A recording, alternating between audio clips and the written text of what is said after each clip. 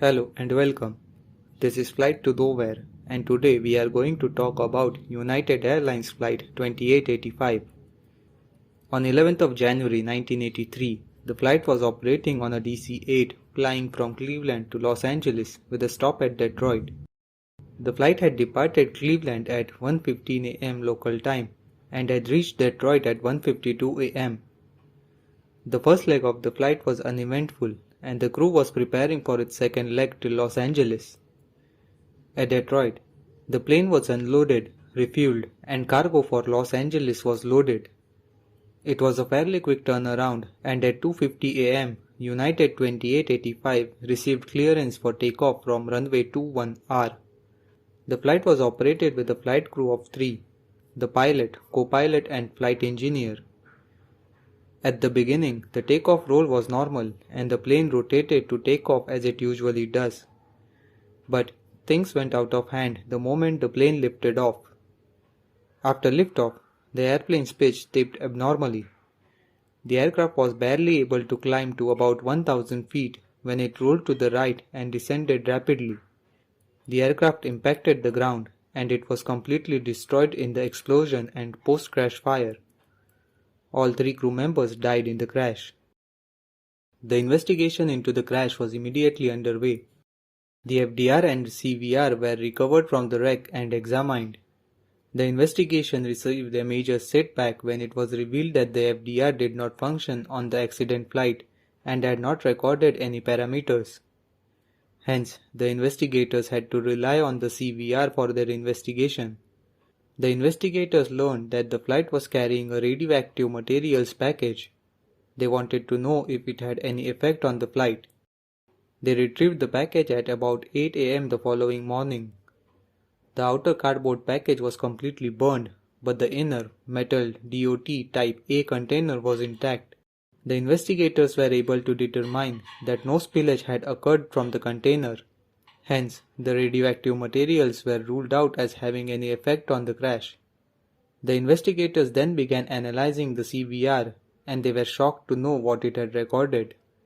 As United 2885 was still on taxi, the captain asked the first officer and the flight engineer if they were trading seats, to which the first officer replied that he was ready and asked the flight engineer about it. The flight engineer did not have any particular desire to fly the plane, but still went ahead with it. The thing is, the flight engineer had tried to upgrade himself to a first officer, but as he was undergoing training for it, his performance was deemed to be unsatisfactory. According to his instructor, he was a very hard worker, but he had not made normal progress in his first full year as a first officer. After the flight engineer had failed several en route and proficiency checks, he finally made an agreement to not bid for any pilot vacancies and remain a flight engineer for the rest of his career. The captain of Flight 2885 was known to be generous and allowed flight engineers to fly the plane. As shocking as it sounds today, other pilots interviewed by the investigators anonymously agreed to seat swapping taking place on freighter flights on a limited basis. The problem with this flight engineer being at the controls was that he was already not proficient enough to be a first officer. On top of that, he demonstrated inability to cope with many changing parameters of the flight during a landing. Hence, similarly, he must have had problems dealing with the rapidly changing situation during the accident takeoff. There was no specific evidence that the pilot of United 2885 had known about the inefficiencies of his flight engineer. It is thought that if he had known about the flight engineer's problems with flight control beforehand, he would not have allowed him to trade seats with the first officer. But this was only a part of the problem. It was still unclear why Flight 2885 pitched so steeply on takeoff. The investigators examined the wreckage and noticed that the aft fuselage skin had marks on it, which indicated the position of the horizontal stabilizer's leading edge. The stabilizer jack screws, chains, and sprockets were in a proper condition and were well lubricated. The exposed threads of the jack screws were measured from the drive nut's upper stop to upper end of the threads. These measurements indicated 7.5 units of nose-up horizontal stabilizer trim. This was a very high reading, not used during takeoffs. This must have been the reason why the plane had an excessive pitch on lifting off from the runway. Still, the investigators had to find out how the stabilizer was at such a high position. The investigators, through the process of progressive elimination, determined that the flight crew must have overlooked the stabilizer trim setting while preparing their plane for takeoff. The first officer was particularly known to have made this mistake occasionally. The stabilizer must have been set at nose-up setting during the previous landing and was left at that position even when the aircraft had begun its takeoff. However, there were at least 6 instances where any of the 3 flight crew could have found out about the incorrect trim setting. However, given the first officer's inconsistency in trim setting, short duration of the turnaround, and cold, dark night might have contributed to these oversights. Add to this the unnecessary seat swapping before takeoff.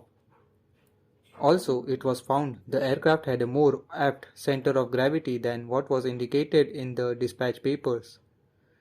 Although this in itself would not have resulted in the aircraft coming down, this did add up to the excessive nose-up pitch on takeoff. Most of the causes of this crash were now known to the investigators, but one final question still remained. Why was the pilot, who was completely proficient on flying the DC-8, not able to control the plane on his own? It was found that the captain and the first officer were active for many hours before the crash and did not have the prescribed crew rest prior to flight 2885. This must have resulted in them being fatigued during the flight. It is also thought that the captain was not able to control the aircraft because it was possible that the second officer must have freezed the control column or the nose-up trim, or even both. The sequence of events was finally clear to everyone. United Flight 2885 began its takeoff roll without resetting the horizontal trim position, which was still in its landing position. The flight crew missed all the chances where they could have known about this wrong setting.